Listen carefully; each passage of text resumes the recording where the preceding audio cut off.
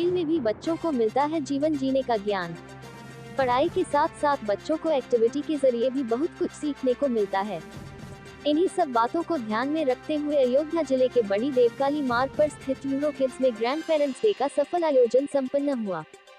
Euro kids ए nature international school में शनिवार को ग्रैंड पेरेंट्स डे की शुरुआत शिक्षिकाओं ने मुख्य अतिथि व ग्रैंड पेरेंट्स का स्वागत तिलक व बैच लगाकर किया। नन्हे मुन्ने बच्चों ने अनेक मनमोहक प्रस्तुतियां पेश करते हुए मौजूद लोगों को ताली बजाने पर मजबूर कर दिया। स्कूल की निदेशक अंजलि देवा तिवारी ने बताया कि यूरो किड्स स्कूल में बच्चों को किताबों के ज्ञान के साथ साथ मानसिक विकास पर भी ध्यान दिया जाता है।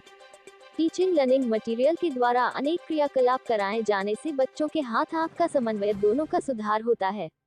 उन्होंने ये भी बताया कि किस प्रकार घरेलू कामों का प्रयोग करके हम उनका सहयोग कर सकते हैं। इस कार्यक्रम को सफल बनाने के लिए सभी शिक्षिकाओं का बेहतर योगदान रहा।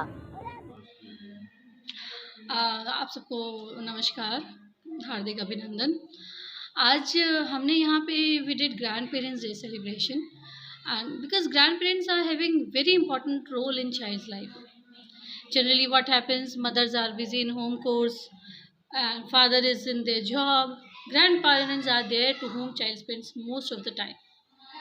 So although आज की फैमिली में तो इतना सिंगल फैमिली ट्रांसफरेबल जॉब है पेरेंट्स की, तो मैनी ऑफ द टाइम्स तो ग्रैंड पेरेंट्स के साथ बच्चे नहीं रह पाते, बट येस मोस्ट ऑफन रहते हैं. So what we do, why we gather grandparents here, to tell them the benefits of a pre school.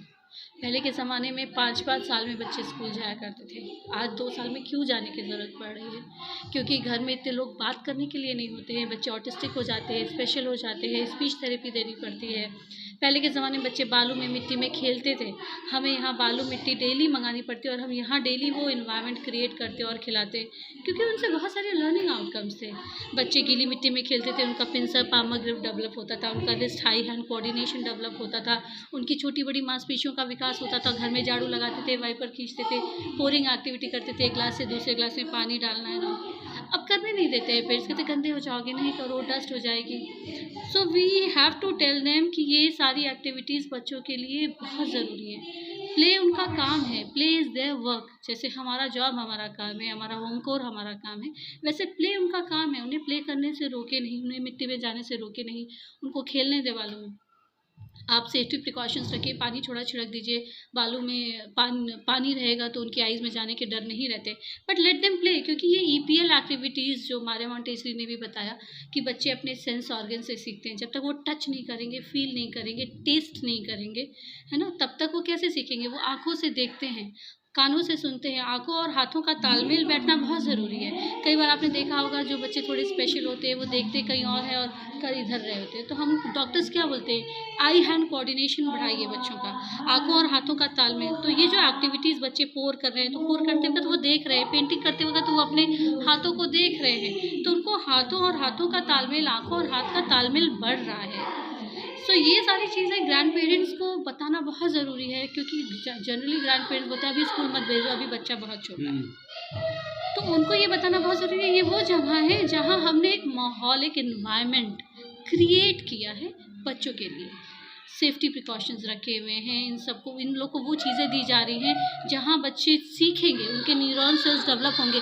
5 साल तक बच्चे बहुत सीखते हैं, क्योंकि 5 साल तक उनका ब्रेन अभी फुल डेवलप नहीं हुआ होता है, पूरा बना नहीं होता है, राइट. अब उनका ब्रेन अभी 2 साल के बच्चे के ब्रेन को देखें और 5 साल के बच्चों के ब्रेन में तो बहुत डिफरेंस होता है. तो इस समय ही बच्चों के न्यूरॉन सेल्स एक्टिवेट हो रहे होते हैं, इसलिए उनको बहुत सारी एक्टिविटीज़ देनी पड़ती है जिससे कि उनका ज़्यादा से ज़्यादा न्यूरॉन्स एक्टिव हो सके.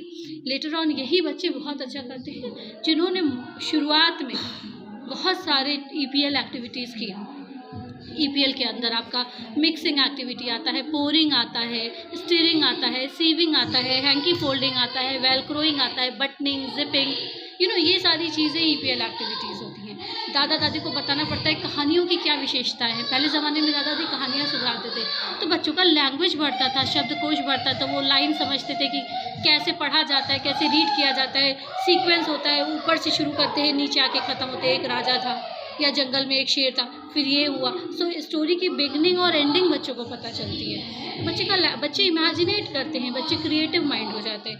तो ये स्टोरी टेलिंग, ये पपेट शोज, पहले के ज़माने में कठपुतली का डांस हुआ करता था, लोग देखने चाहते थे, तो वो सारे पपेट्स हम रखते हैं, बच्चे को पपेट शोज से पपेट्स दिखाते हैं। ये सब बच्चों के डेवलपमेंट में इनहांस होते हैं। आज के प्रोग्राम सब्सक्राइब कीजिए हमारे चैनल को और बेल आइकॉन को दबाइए हमारी लेटेस्ट वीडियो सबसे पहले देखने के लिए।